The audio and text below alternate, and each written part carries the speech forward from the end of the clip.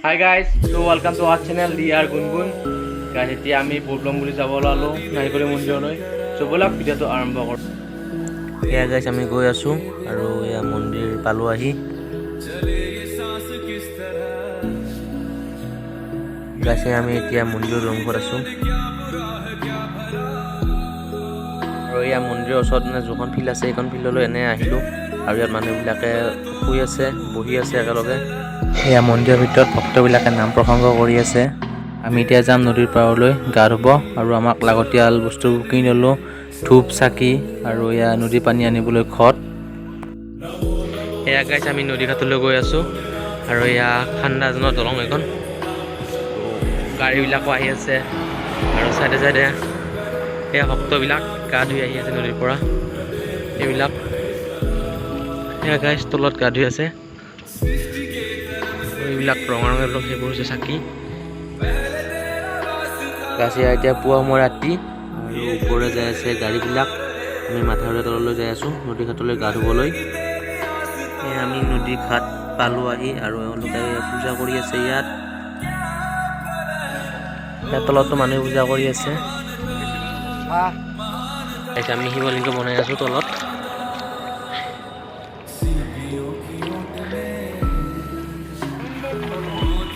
আমি ইয়াতে চাকি বন্তি ধূপ জ্বলাই পূজা কৰি আছো আৰু মানুহবিলাকে আছে ইয়াত গা ধুই।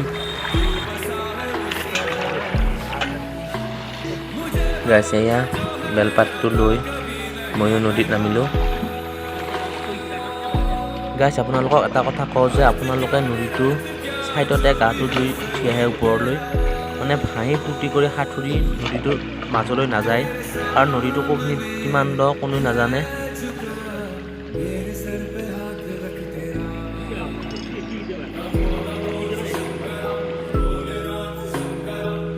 সেয়া গাইছ নদীৰ পৰা ওপৰলৈ আহিলো আৰু আহি যোনটো আমি নদীটোৰ পৰা শিৱলিংগ বনাইছো তাত এয়া পানী ঢালিলো। ভগৱানৰ ওচৰত সেৱা দিছিলো যে সকলো যাতে ভালে কুশলে থাকে। এয়া গাইছ নদী ঘাটৰ পৰা ওপৰলৈ যাই আছো মানে মন্দিৰলৈ। গাইছ এইটো নদীটো আমি গা ধুইছো এইটো চাইডে।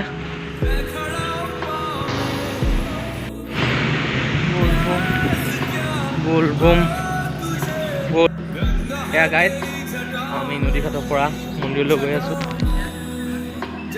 গাইছ হাতত নদীৰ পানী আৰু ধূপ লৈ গৈ আছো এতিয়া।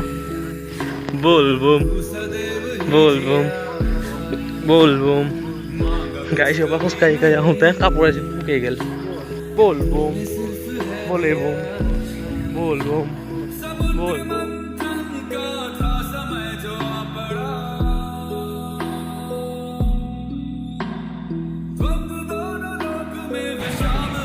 ফাইনেলি গাইছ মন্দিৰ পালো আহি নদীৰ পাৰৰ পৰা। এয়া মন্দিৰৰ ভিতৰত সোমাম এতিয়া। হৰ হৰ মহাদেৱ।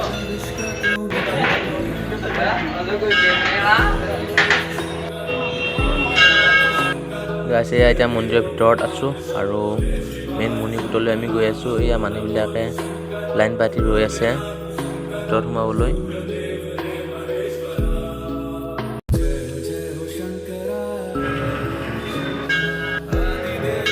গাইছ মন্দিৰটোত লাইন পাতি আছো।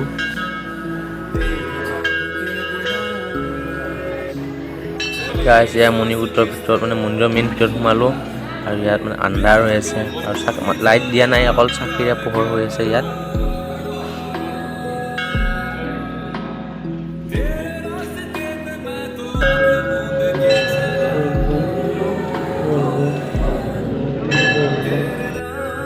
আমি মন্দিৰৰ মেইন ভিতৰত শিৱলিংগত পানী দি আছো।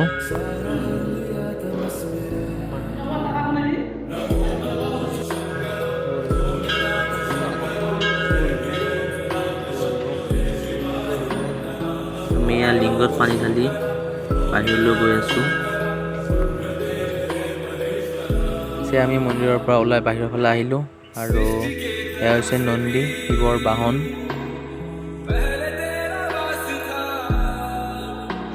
গাইছ মন্দিৰৰ চাইডৰ ফালে আৰু এটা মন্দিৰ আছে, ইয়াত মানুহে চাকি বন্তি জ্বলায়। লগতে আৰু এটা মন্দিৰ আগৰ ফালে আছে, ইয়াতো মানুহে চাকি বন্তি জ্বলাই জ্বলাই আছে। কাছে নাৰিকলী মন্দিৰ দৰ্শন কৰি ওলালোঁ। আৰু দুটা মন্দিৰ আছে সেই পিছ চাইডে, সেইকেইটাও আমি দৰ্শন কৰিলোঁ।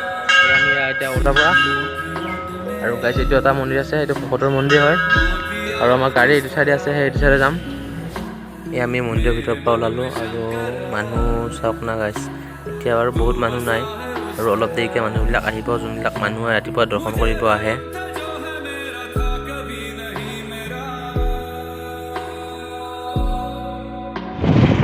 গাইছ আমি মন্দিৰৰ পৰা ঘৰলৈ ওলালোঁ।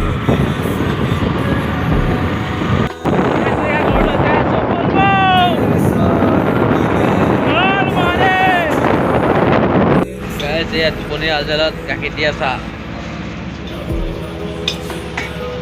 আৰু এইফালে আছে বুন্দিয়াৰ লাড়ু।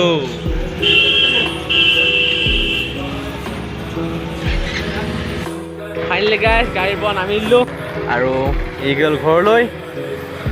ত' গাইছ এতিয়া ঘৰলৈ যাওঁ আৰু গা পা ধুই এনেকুৱা ফ্ৰেছ হৈ লওঁ। আকৌ লগ পাম অন্য এটা ভিডিঅ'ত। আজিলৈ বাই বাই।